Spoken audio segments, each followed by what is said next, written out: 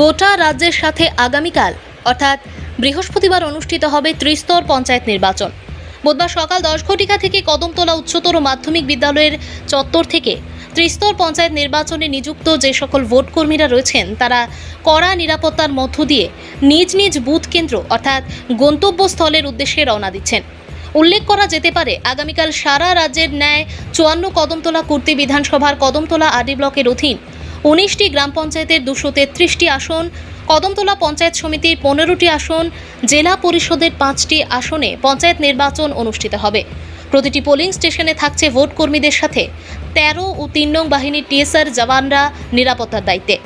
কদমতলা থানাধীন 54 কদমতলা কুর্তি বিধানসভা গোটা এলাকা নিরাপত্তার চাদরে মুড়ে ফেলা হয়েছে প্রশাসনের পক্ষ থেকে। এলাকায় অপ্রীতিকর ঘটনা এড়াতে নিরাপত্তার দায়িত্বে রয়েছে পুলিশ, টিএসআর ও সিআরপিএফ জওয়ানরা। তাছাড়া কদমতলা উচ্চতর মাধ্যমিক বিদ্যালয় ব্যালট বক্স রাখার জন্য যে স্ট্রং রুম রয়েছে তা নিরাপত্তার দায়িত্ব পালনে থাকছে টিএসআর জওয়ানরা। ভানুচন্দ্রের রিপোর্ট, আসাম প্রাইম নেটওয়ার্ক।